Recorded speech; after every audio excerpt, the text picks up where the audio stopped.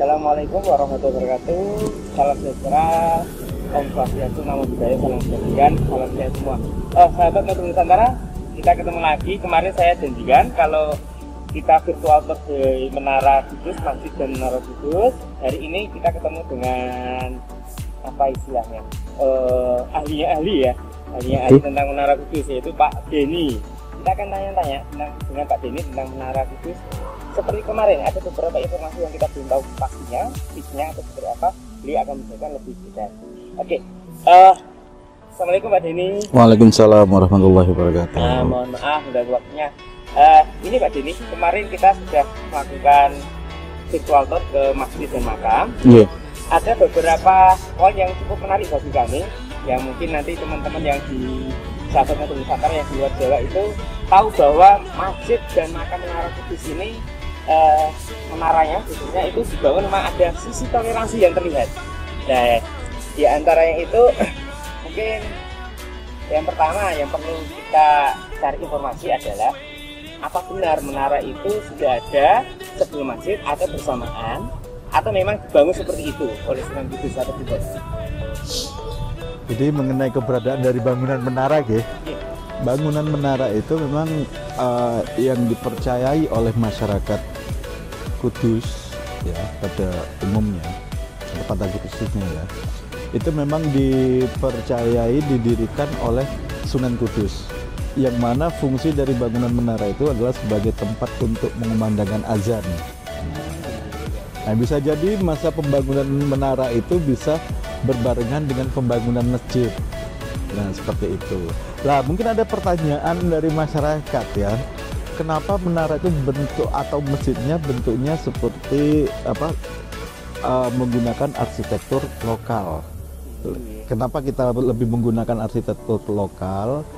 Karena memang pada saat Sunan Kudus membangun masjid maupun bangunan menara tersebut, bangunan arsitektur corak menjadi ciri khas dari Majapahit itu, peninggalan itu banyak diadopsi oleh Sunan Kudus, dan saya rasa sebenarnya itu bukan hanya pada Sunan Kudus, tetapi banyak penyebar agama Islam lainnya seperti itu menggunakan arsitektur lokal. Kita bisa saksikan baik dari sebelah barat ya, dari Sultan Hasanuddin di Banten, terus di Cirebon, Sunan Gunung Jati sampai ke Ampel, semua menggunakan arsitektur lokal. Dan saya pikir sebenarnya itu adalah suatu kearifan lokal ya, atau local wisdom yang dimiliki oleh para penyebar agama Islam, yang mana salah satu strategi penyebaran agama tersebut yakni melakukan pendekatan budaya gitu Pak. Oke, berarti akulturasi budaya digunakan untuk penyebaran agama Islam ya? Iya Pak. Kemudian saya juga melihat Pak, itu ada gapura di dalam masjid ya, ada 2 buah gapura ya. Kalau beberapa kayak di film-film kan ada istilahnya kayak tahapan penyucian diri ya, biasanya kan gitu ya, ada level 1, level 2 lah. Ini kita bingung, itu ada 2 gapura hampir mirip tapi ukurannya berbeda, dan itu sebelum inti masjid. Itu ada fungsi atau mungkin strategi dakwahnya atau strategi marketing lah biasanya kalau live sekarang gitu, Tribun. Begini Bapak, sebenarnya kalau kita amati ya, sebenarnya pada waktu zaman Sunan Kudus menyebarkan agama Islam di kota Kudus ini, pemeluk agama Islam sendiri itu masih sangat sedikit, sehingga Sunan Kudus untuk mendirikan sebuah masjid tidak perlu secara besar-besaran begitu Pak, cukup bisa kira-kira bisa menampung jumlah jamaah yang ada begitu. Nah, kalau kita amati kenapa lokasi layout masjid sini ini mempunyai ada apa namanya batasan-batasan atau pintu gerbang, itu sebenarnya adalah untuk memisah gitu Pak, memisahkan pembagian layout ya, dari halaman luar, halaman dalam sampai ke dalam ruang masjid yang utama begitu. Memang sepintas kalau kita amati tata letak atau layout dari masjid yang dibangun oleh Sunan Kudus ini hampir sama dengan layout atau tata letak tempat peribadatan masyarakat Hindu. Betul. Ada halaman luar, terus halaman dalam, terus tempat utama peribadatan utama. Nah, sama seperti di masjid sini. Jadi sebenarnya kalau di tempatnya yang di sini ini tata layout dari Sunan Kudus ini sebenarnya halaman luar itu bisa difungsikan untuk bebas dikunjungi oleh masyarakat mana aja. Walaupun tidak muslim ya, umum ya? Iya, umum Bapak.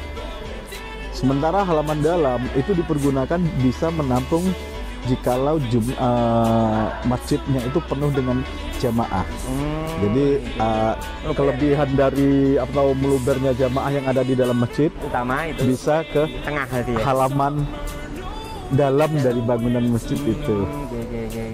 Nah, sementara di masjidnya itu sendiri sebagai pusat ibadahnya di situ begitu Bapak.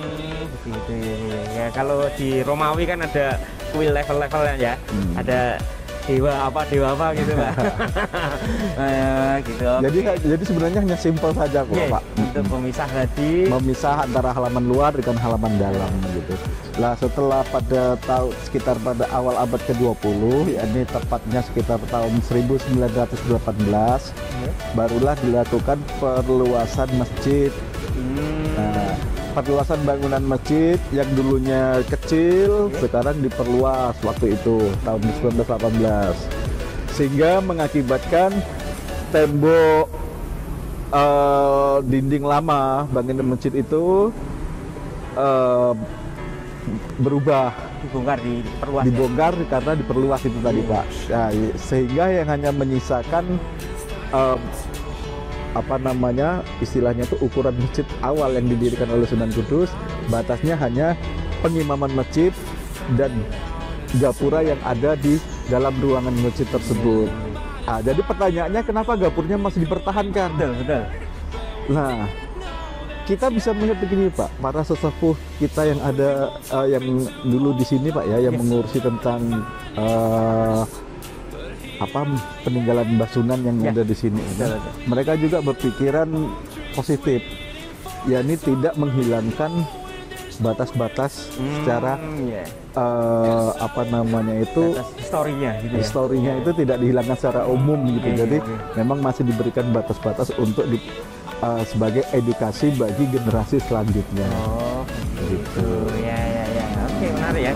Kemudian saya lihat ini Pak, di beberapa gapura atau itu kan ada ornamen-ornamen memang. Kalau modelnya mungkin kayak bangunan kayak pura atau apa gitu, tapi ada ornamen-ornamen yang mungkin saya pernah melihat tuh ada kayak piring Cina atau apa yang di menara. Sekarang mungkin sudah diamankan karena sudah rapuh mungkin ya. Itu kayaknya pernah ada ornamen-ornamen dari beberapa. Nah, kalau kita berbicara tentang masalah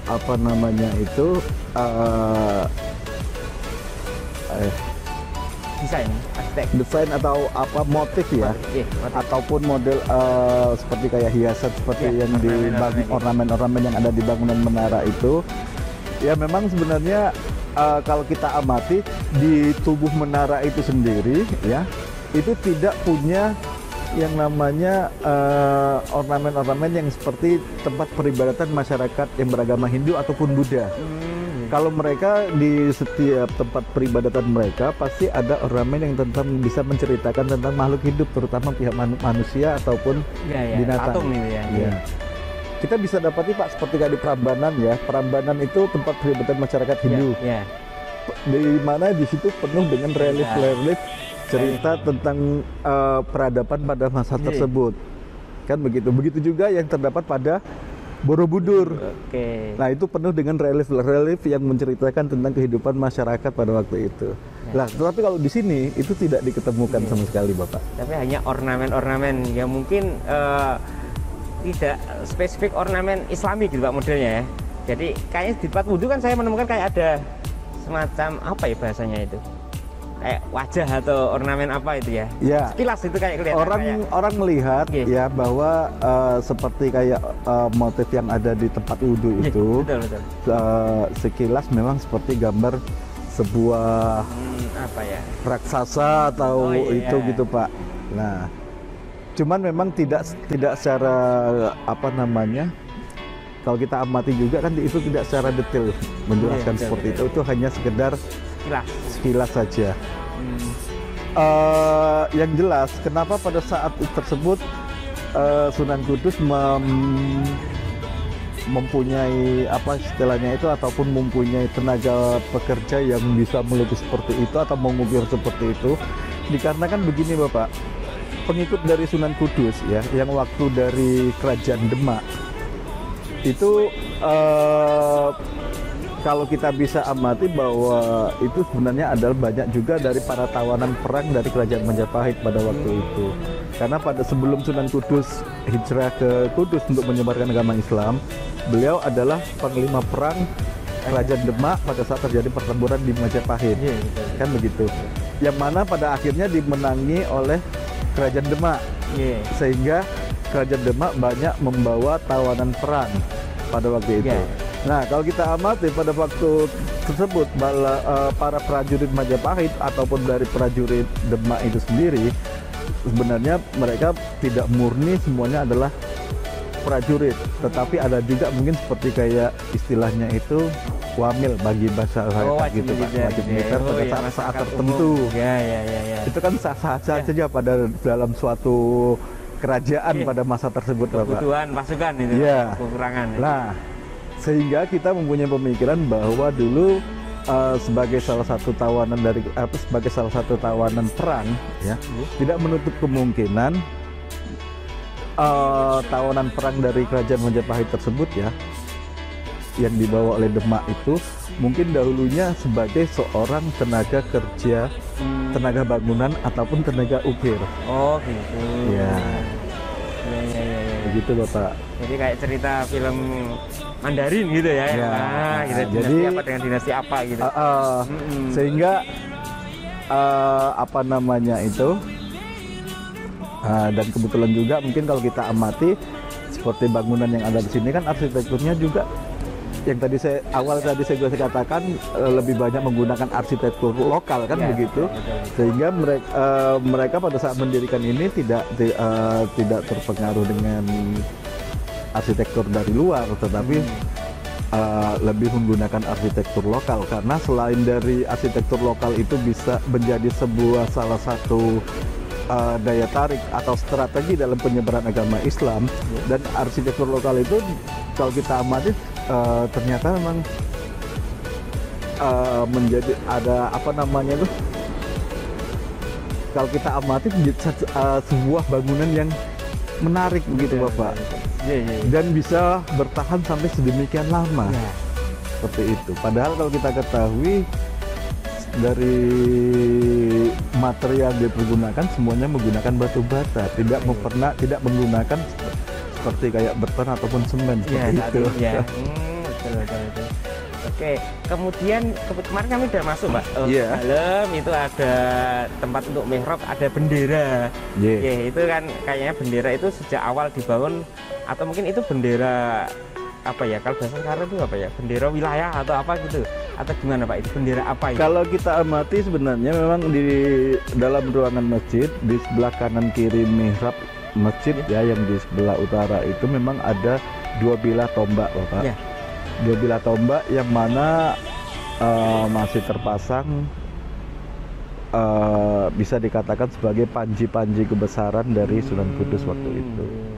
Kayak simbol benderanya kalau dinasti apa kan Ya, warna merah kuning jadi gitu. ya mungkin juga selain dari mungkin bukan hanya panji-panji, tetapi juga bisa menunjukkan sebuah wilayah dari Sunan Kudus Ya, itu sendiri betul sih, begitu ada Bapak. Pak. Kemudian di atas pengimaman ada batu yang menunjukkan prasasti ya. Ya. Kalau saya ya ini agak bingung, ada beberapa itu katanya didapat ketika waktu di Palestina atau bagaimana, dan pripun Pak, ini agak bingung saya. Konon ceritanya begitu Bapak. Jadi pada waktu Sunan Kudus itu menunaikan ibadah haji ke Mekah, beliau juga tidak hanya menunaikan ibadah haji, tetapi beliau memperdalam ilmu agama. Memperdalam ilmu agama sehingga pada saat beliau tidak menempuh ilmu agama di Palestina. Ya. Di daerah sana konon ceritanya terkena suatu wabah penyakit yang mana akhirnya bisa disembuhkan atau diatasi oleh Sunan Kudus, sehingga beliau ditawari hadiah oleh penguasa sana, penguasa Palestina. Dan Sunan Kudus hanya karena ditawari, beliau hanya meminta sebuah hadiah, yakni sebuah batu, ya, yang untuk pertanda bahwa sebagai atau prasasti untuk pendirian masjid di daerah Kudus. Begitu. Berarti analisa saya berarti Sunan Kudus sudah di sini, sudah di Kudus, terus ibadah haji, terus tadi menurut ilmu ke Palestina, terus pulang membawa batu itu. Berarti batunya belum terukir, Pak, ya? Atau sudah? Batunya belum terukir. Berarti belum terukir, bawa ke Kudus untuk pembangunan terus diukir gitu ya? Iya. Berarti Sunan Kudus itu aslinya mana sebenarnya? Kalau menurut dari catatan sejarah bahwa Sunan Kudus itu beliau adalah putra dari Sunan Ngudung. Iya. Putra dari Sunan Ngudung, yang mana Sunan Ngudung itu sebelumnya itu juga beliau adalah panglima perang dari Kerajaan Demak. Begitu, Bapak. Ya, berarti bukan, ada kemarin beberapa versi yang katanya semacam pedagang Gujarat atau pendatang gitu, bukan ya? Istilahnya bisa dikatakan beliau itu adalah keturunan gitu, Pak. Putra lokal ya. Keturunan. Campuran ya. Campuran. Tapi yang sudah di sini bukan yang kayak sudah di sini, bukan dari sama sana. Maulana Malik Ibrahim kayak gitu ya, bukan ya? Ya, bukan seperti itu. Kalau Maulana Malik Ibrahim kan memang berasal dari sana. Beliau mendapatkan tugas dari siapa? Sultan Turki untuk menyebarkan agama Islam di daerah Asia begitu. Kemudian kemarin setelah masuk, kemudian tempat wudhu. Nah ini saya lihat kemarin bangunan menara itu kan mungkin ada filosofi ya. Kenapa undak-undakannya atau jumlah tingkatnya? Biasanya kan ada filosofi kalau orang Jawa ya, Pak ya. Ada undak-undakannya berapa pijak itu, ada filosofinya atau enggak gitu? Cara bangunannya itu. Kalau kita amati sebenarnya gini ya, Pak, bangunan menara yang sekarang ini sebenarnya sudah mengalami berbagai macam pembenaran bukan pembongkaran, jadi istilahnya penyesuaian dengan luasnya bangunan masjid. Jadi jujur ya, sebelum masjid ini diperluas, bangunan menara itu untuk anak tangganya masih bisa maju ke depan, Pak, sekitar 2 meteran begitu, 2 meteran atau bahkan lebih. Nah, kalau sekarang dikarenakan sudah ada sedikit amputasi dari kaki bangunan menara tersebut, dikarenakan kalau seandainya tidak diamputasi nanti akan istilahnya akan cepat rusak karena menjadi tempat sirkulasi para jamaah, sehingga akhirnya diamputasi atau dipotong 2 meter yang seperti bangunan sekarang ini. Berarti sebenarnya secara bangunan menara itu lebih luas ya? Sekarang kakinya aja, tangganya aja, Pak, lebih maju ke 2 meter ke barat ya. Gitu. Kalau filosofinya ada nggak, Pak, jumlah tangga atau apa? Jujur orang berbicara masalah filosofi ya, saya sendiri untuk melihat dari, kalau umpamanya Bapak tadi menanyakan filosofi itu dari anak tangganya itu, saya secara pribadi sampai sekarang ini anak tangga yang asli belum bisa menghitung, Bapak. Jumlahnya berapa itu ya? Belum bisa menghitung. Dan jujur kenapa saya tidak sepakat dengan berbicara tentang filosofi gitu. Betul. Karena orang yang berbicara filosofi jujur bagi saya akan menghabiskan waktu begitu, Pak. Ya. Cuma mencarinya ketika udah dapat filosofinya itu kan kadang memiliki sisi positif ketika disampaikan. Betul. Ada gitu. Cuma untuk awalnya perdebatannya pasti lama. Betul, Bapak. Nah, itu pun kalau seandainya kita berbicara filosofi itu dari satu yang memberikan versi, terus nanti ada yang berbicara lagi tentu akan berbeda. Nah, itulah yang menjadikan saya agak malas kalau berbicara tentang masalah filosofis begitu, Pak. Gitu. Kalau dalamnya, Pak, itu kan ada masjid, ada 4 tiang. Yang asli itu 4 tiang yang gede itu, atau ada yang tiang sebelahnya kayaknya lebih kecil, itu kan ada juga. Yang asli berarti yang awal mula yang berbicara yang asli, jujur sebenarnya ya, utara selatan kita masih istilahnya itu kita bisa sampai dengan saat ini masih menjadi sebuah PR bagi kita untuk melihat bentuk masjid awal yang didirikan oleh Sunan Kudus. Jadi kalau ada yang berbicara Soko Guru yang 4 yang di dalam itu adalah asli, saya juga masih meragukan. Kenapa? Karena kita belum mempunyai bukti yang otentik. Oh gitu. Iya. Karena kalau kita amati bahwa istilahnya apa namanya itu, Soko Guru itu yang 4 itu kan sebenarnya itu untuk menopang atap Kubah atas tengah ya? kubah, yang di masjid itu, yang di tengah Ya, itu. kubahnya. Ya, Gitu ya, Bapak. Oke, gitu. Biasanya kan ada 4 gitu kan, Ya, 4. nah itu biasanya memang banyak orang yang berbicara seperti itu mengira-ngira begitu, Ya, tapi betul, ya. ya itu tadi kita Gatot kembalikan lah, lagi gitu. otak, menggunakan ilmu otak gato dan cocok logi kan gitu, susah kan gitu nantinya. Betul, betul. Mm-mm. Kemudian masuk ke makam, kemarin kita sempat masuk ya Mas ya, masuk ke makam. Kemudian di makam itu kan banyak makam-makam yang lain ya, mungkin itu Ya. keturunan atau mungkin masih dulu kerabat atau ya apa ya, di kerajaannya dulu, awal bahasa kerajaan atau kabupaten gitu ya. Itu ada makam yang model nisannya kok berbeda-beda, ada yang mirip mungkin ya kotak, ada yang bulat. Itu ada apa identitas tertentu atau gimana? Kalau menurut pendapat saya Pak, secara pribadi ya, kalau kita amati di area makam di sini, itu material pada makamnya itu sebenarnya ada 4 jenis bahan material ya. Jadi ada yang berupa dari batu bata, ada yang berupa kayu, ya tahu Pak? Ya, Ada berupa batu andesit, ya, ya. ada juga yang berupa batu karang. Gitu. Nah, kalau menurut pendapat saya, di sebuah makam yang model ada kijingnya berundak ataupun pada batu nisannya dari apa kayu atau batu, mungkin hanya dan juga mungkin ada makam ukurannya gede ataupun gitu apa. ya. Kalau menurut pendapat saya itu adalah bagian dari untuk perbedaan tentang masalah status sosial saja gitu Oh kayaknya. gitu ya, kayak status mungkin ini Ini pangeran apa, gitu. yang kebetulan menjabat ini. Demang atau apa? Nah, ini yang pangeran tapi tidak menjabat apa-apa, mungkin seperti itu Bapak. Oke. Kemarin kan nemu yang gede Mas ya.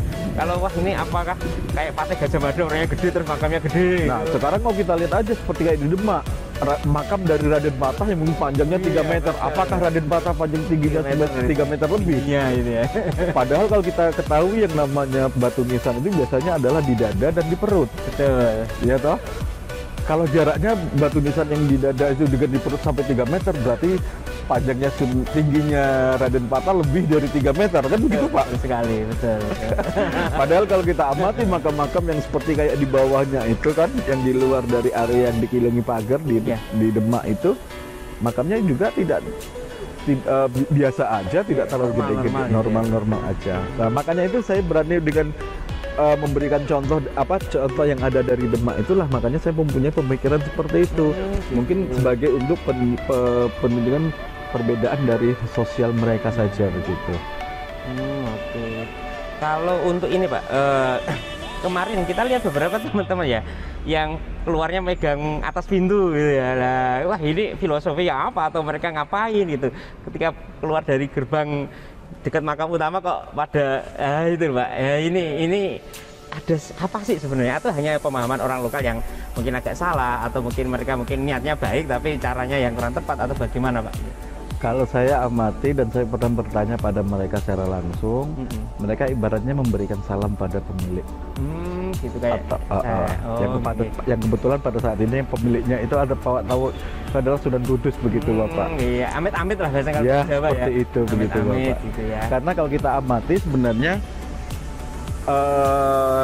masyarakat peziarah ini memang mereka sebagian besar adalah pendatang dari masyarakat yang ada di daerah sekitar Kudus, yakni antara Jawa Tengah, Jawa Barat dan Jawa Timur, yang mana kalau kita lihat dari itu lebih masih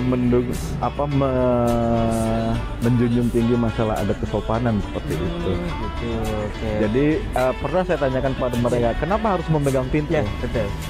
Anu Pak, dia bilang, saya memegang pintu ibaratnya istilahnya saya memberikan salam pada Mbah Sunan seperti itu. Oke. Terus ini Pak, saya pernah mendengar cerita ada sumur penguripan atau apa ini. Terus kemudian dibangun menara di atasnya supaya tidak jadi sesembahan warga sekitar. Ini benar atau mitos atau bagaimana ini? Jujur Pak ya, saya sebenarnya juga pernah mendengar masalah tersebut. Cuman kita sampai dengan saat ini belum pernah untuk membuktikan secara langsung. Kenapa? Karena cerita tersebut turun temurun dari dahulu kala. Nah, yang jelas kalau saya pernah berbicara atau bertanya kepada dari pihak tenaga di apa namanya itu cagar budaya ya, ini Balai Pelestarian Cagar Budaya Jawa Tengah. Saya pernah bertanya pada mereka, kenapa di bawah bangunan menara itu ada sebuah sumur? Atau di bawah bangunan candi itu ada sebuah sumur? Tujuannya katanya mereka, itu selain apa istilahnya itu, sumur tersebut tujuannya itu adalah untuk menjaga temperatur dari bangunan, Pak. Oh, ada gitunya ya. Mungkin break dulu Pak, lagi azan. Sudah siap. Kita tunggu adzan dulu, setelah adzan nanti kita lanjut. Oke, kita lanjut Pak Denny. Tadi kita sudah sampai ke model makam, kemudian terkait sumur penguripan ya, itu mungkin tadi istilahnya secara arsitektur strategi untuk menjaga keutuhan dari suatu menara ya. Biar kondisi kelembapan udaranya. Terus kemudian ini Pak, ya saya belum tahu ini mitos atau fakta, ada pintu gerbang yang ditakuti dilewati oleh para pejabat.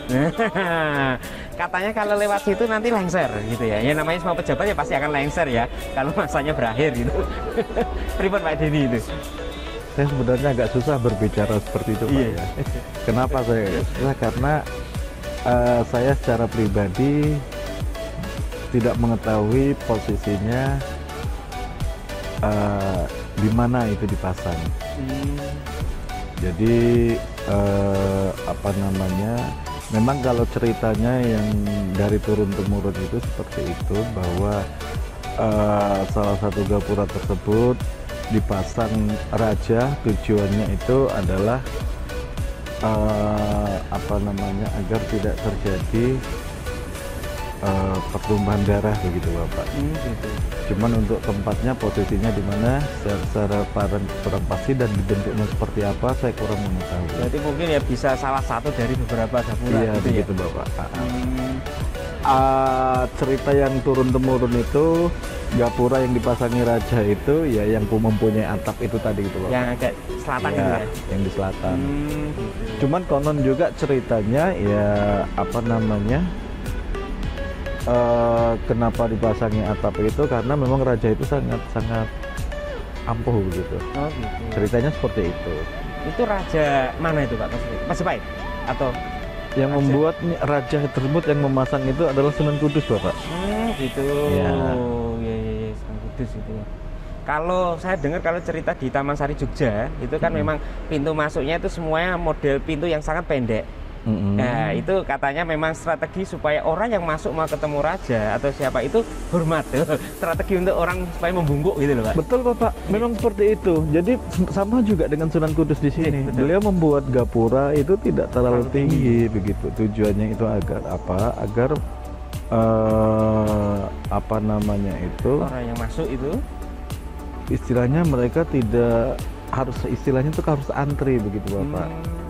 Kenapa tidak dibuat lebar? Iya betul. Ya mereka harus masuknya satu-satu. Oh, berarti ada nilai positifnya adalah apa ini bahasanya? Disiplin ya. Disiplin, antri dan juga untuk apa namanya itu agar lebih tertib lah begitu Bapak. Gitu, ya. Jadi seperti itu. Agak kecil-kecil gitu ya. Iya. Kalau kita lihat bukan hanya yang ada di salah satu gapura aja, tetapi kalau kita bisa lihat sampai ke dalam ke area makam itu ya, semuanya seperti itu. Semua gitu ya. Harus dibuat satu. Kenapa nggak dibuka aja tanpa tembok kan ketok gitu Pak ya? Tapi kok itu, gitu. Strateginya mungkin gitu. Oke. Kemudian terkait ini Pak, tadi sudah sampai keluar. Ya. Kita terus kemudian apa ya?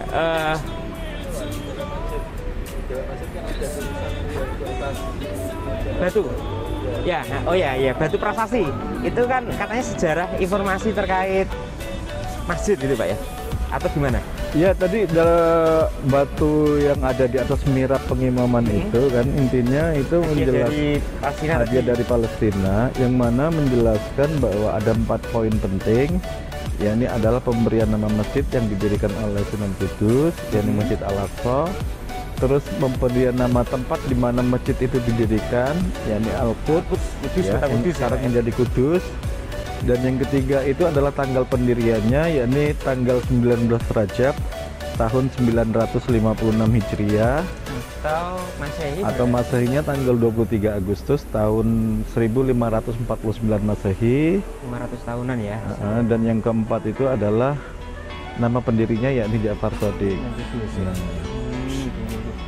Oh gitu. Kemudian saya pernah mendapat info ya, katanya dulu area masjid ini adalah pusat kotanya itu di sini, di dekat Masjid Menara, sebelum berpindah ke alun-alun Kudus. Apa benar seperti itu, Pak? Jadi gini, Pak, memang pada waktu itu zaman Sunan Kudus itu selain apa namanya beliau menyebarkan agama Islam, beliau juga ya ibaratnya yang memerintah daerah wilayah Kudus gitu, Bapak. Beliau menyebarkan Islam, mendirikan kota Kudus, dan beliau yang memerintah kota Kudus, memimpin pusat kota. Ya, yang memimpin masyarakat yang ada di Kudus, begitu. Dan itu memang dulu posisinya berada di sebelah sini, Bapak. Di daerah timurnya sini. Masjid itu ya? Iya, timurnya masjid itu adalah alun-alun, Bapak. Oh, alun-alun. Iya, alun-alun, dan juga sebagai pusat keramaian masyarakat. Makanya di situ biasa banyak terdapat para pedagang pada waktu itu, Bapak.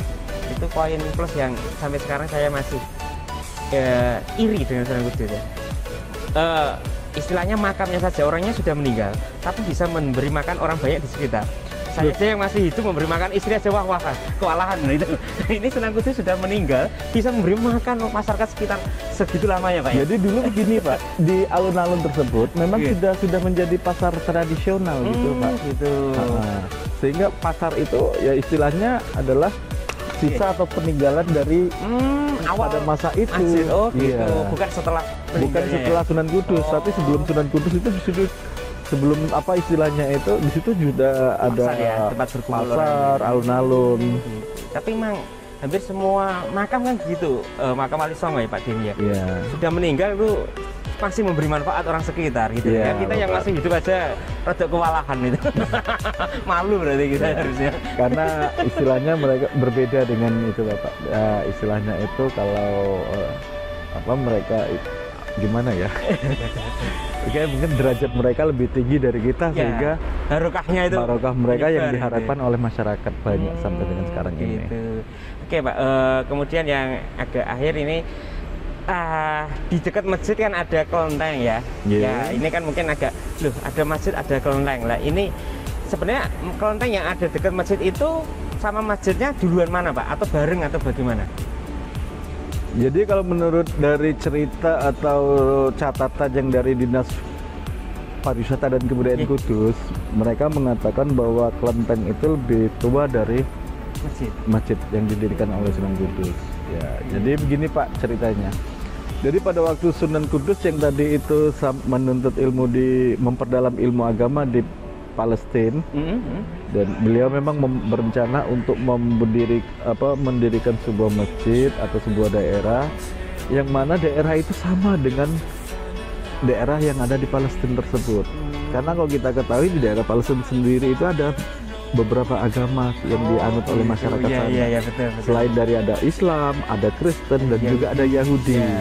Lah, beliau juga atas niat beliau itulah tadi beliau memilih di sini untuk mendirikan kota Kudus, ya, dan memberi nama masjid yang didirikan oleh beliau itu Masjid Al-Aqsa, yang mana di dalam daerah wilayah tersebut itu dulunya memang ada Hindu, ada masyarakat China, dan juga ada Islam, seperti itu, Bapak. Harapan beliau dulu itu adalah agar masyarakat yang tinggal di Kudus ini bisa hidup rukun, saling menghormati, begitu, antar beragama. Yang dulu terjadi di daerah Palestina kan seperti itu. Betul. Terus sisi toleransinya Pak, ini ya orang toleransi. Terkenal kalau di wilayah Kudus sisi toleransinya sangat baik. Nah ini mau kita kenakan dengan sahabat-sahabat Modul Nusantara di luar Jawa sana. Di sini ada yang menarik, katanya kalau awal dulu nyari warung sate sapi atau berbahan daging sapi itu susahnya minta ampun. Nah yang ada kebu. Nah itu ada filosofi atau ada sejarah histori kenapa sapi di sini susah ditemukan. Nah gimana Pak ini? Nah itu tadi Pak, strategi yang dipergunakan oleh Sunan Kudus dalam menyebarkan agama Islam, yakni beliau melakukan pendekatan budaya. Salah satu tadi sudah saya sebutkan, yakni adalah budaya seni atau arsitektur itu tadi. Arsitektur seni. Yang kedua ini adalah budaya yang ada di masyarakat Hindu, ya, yang mana mereka sangat menghormati sapi sebagai bahkan ada dari beberapa sekte dari masyarakat Hindu yang sampai sekarang ini yang menyembah sapi sebagai sesembahannya. Ya, betul. Karena dalam ajaran mereka, mereka menganggap sapi itu adalah tunggangannya dewa. Dewa, betul. Nah, sehingga mereka membuat sapi tersebut menjadi spesial di mata mereka. Iya, betul. Dan untuk menarik masyarakat Hindu tadi agar mereka mau memeluk agama Islam secara apa namanya? Kerelaan hati, legowo, Sunan Kudus melarang pengikutnya untuk menyembelih sapi. Dan pada saat kurban mengganti sapi itu dengan seekor kerbau. Seperti itu Bapak. Makanya sampai sekarang masyarakat Kudus banyak yang tidak menyembelih sapi. Tetapi bagaimana kalau dengan memakan daging sapi? Diperbolehkan. Sekarang udah mulai ada ya warung tapi dagingnya dari luar kota. Betul. Kalau kita amati di Kudus sudah banyak yang menjual daging sapi, cuman daging sapi tersebut didatangkan dari luar kota, Pak. Gitu. Kalau istilahnya ini apa ya? Masjid Menara sendiri, Pak, kan ada kalau pas wayah Khol, istilahnya waktu Khol itu pas 10 Muharram ya Pak ya? Ya, itu kan ada menyembelih, berbagi sedekah kepada masyarakat sekitar. Itu memang nggak pernah ada sapi ya? Atau Idul Adha gitu? Sampai sekarang untuk acara kurban ya Pak, pelaksanaan kurban dan acara buka luwur itu kita tidak pernah menyembelih sapi. Gitu. Bahkan mungkin sebagai bukti Bapak ya, Bapak bisa melihat ke RPH rumah pemotongan hewan yang dimiliki oleh pihak Pemkab Kudus. Itu mereka tidak ada yang menyembelih sapi Pak. Gitu. Yang terdekat di sini di daerah Prambatan. Iya, betul. Nah, itu saya pernah menanyakan kepada mereka apakah mereka menyembelih sapi? Tidak berani mereka. Yang menghormati tadi ya ajarannya ya. Betul. Kalau terkait dengan Kiai Telingsing, Pak. Nah, ini katanya kan Kiai Telingsing itu orang Cina, gurunya Sunan Kudus bagaimana namanya aslinya Deilingsing atau bagaimana, dan salah satu dakwah tadi menghormati sapi itu ada hubungan dengan Kiai Telingsing atau gimana Pak itu? Kalau dengan Kiai Telingsing memang banyak yang mengatakan bahwa Kiai Telingsing itu adalah gurunya Sunan Kudus, tetapi ada juga yang mengatakan bahwa Sunan Kudus itu adalah gurunya Kiai Telingsing. Oh, itu muridnya gitu ya. Tapi kalau saya amati sebenarnya orang bertukar ilmu itu sebenarnya sah-sah saja. Betul. Ya, mungkin ilmu yang dipelajari oleh Sunan Kudus pada Kiai Telingsing itu adalah ilmu ukir Pak, seni ukir, memperdalami seni ukir. Kiai Telingsing itu ukir ya? Iya. Sementara Kiai Telingsing pada Sunan Kudus itu memperdalam ilmu agama. Nah, atau mungkin dia dulunya Hindu atau bagaimana? Telingsing kan nama Cina gitu Pak. Iya. Ya, terus masuk Islam karena salah satu ajaran. Konon ceritanya dulu Kiai Telingsing itu memang berasal dari negeri Cina Pak. Ada yang mengatakan bahwa beliau salah satu rombongan dari Laksamana Cheng-ho, cuman kita belum bisa membuktikan secara pasti begitu.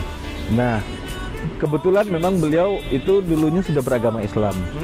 Dari awal ya? Dari awal sudah beragama Islam. Dan sebelum Sunan Kudus tiba di Kudus untuk menyebarkan agama Islam, beliau juga sudah mencoba untuk menyebarkan agama Islam di Kudus ini. Oh gitu. Cuman belum begitu berhasil. Iya, betul sekali. Sehingga akhirnya tibanya Sunan Kudus di Kudus ini ibaratnya beliau mendapatkan istilahnya ada generasi penerus yang untuk menyebarkan agama Islam di kota Kudus ini. Ada bolone lah gitu ya. Sehingga dan Sunan Kudus itu pada Sunan Kudus Kiai Telingsing memperdalam ilmu agama itu tadi Bapak. Karena walaupun masih sangat muda, bisa dikatakan Sunan Kudus itu sangat menguasai berbagai macam ilmu agama. Dalam ilmunya sangat aneh. Iya, Bapak. Kalau keturunan Sunan Kudus sampai sekarang itu masih ada garis lurusnya atau bagaimana Pak? Ini pripun Pak? Berbicara tentang generasi penerus dari Sunan Kudus, memang sebenarnya sampai sekarang masih ada. Oh, gitu. Cuman mereka tidak pernah untuk mempublish kepada masyarakat umum. Jelek-jelek ini keturunan Sunan ya. Kayak Dikarenakan mereka sudah mempunyai suatu kesepakatan untuk tidak Menggunakan mempublish nasab Sunan Kudus kepada masyarakat umum. Takutnya ada orang yang memanfaatkan. Betul, Bapak. Itu cedak turunnya Sunan Kudus, cedak turunnya berarti rumahnya dekat, hidupnya dekat. Itu cedak turun, bukan tedak turun, beda. Tedak turun itu keturunan. Kalau cedak turunnya itu berarti rumahnya dekat dengan makam itu. Oke. Siapa lagi Mas Ferry ya yang belum?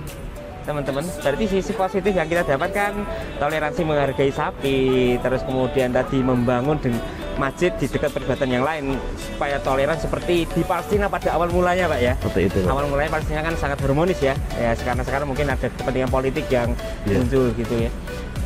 Kemudian terkait ada menara bubar, itu bagaimana Pak? Itu memang dulu merencana membangun menara di sana atau itu beda cerita atau bagaimana? Berbicara menara bubar, jujur saya tidak bisa berbicara secara detail, Bapak. Mohon maaf karena memang sudah bukan di wilayah kita, sehingga gitu. tidak berani berbicara lebih detail. Bukan gitu. Apa ya? Kan ada yang bilang kan itu beda. Ada yang bilang sebelum bangun itu terus bangun pindah ke sini. Ya. Walaupun ada cerita seperti itu, tapi tetap kita tidak berani. Karena bukan wilayah rumah tangga kita. Betul. Gitu, Bapak. Oh, kalau di sana berarti pengelolaannya sudah berbeda. Cagar budaya itu ya? Atau beda? Cagar budaya, Bapak. Dinas ya? Dinas, jadi dinas dari cagar budaya menempatkan jupel di situ, juru pelihara di situ. Oh, gitu. Jadi kita di sini hanya mengurusi wilayah kita sendiri gitu. Begitu, ya. Khawatirnya nanti terjadi ada misinformasi gitu ya? Overlapping, miskomunikasi lah, itu yang tidak itu. Ya, kayaknya kita perlu nanti satu konten tentang menara bubar ya. Ya benar menara bubar atau bagaimana, kita nanti akan tanya kepada pengelola Dinas Pariwisata Pak ya. Ada jupelnya Pak di situ. Ada jupelnya ya? Iya. Ada jupelnya, kita akan ke sana ya. Tapi setelah kelenteng dulu. Kita udah ada janji, yang kedua adalah kelenteng.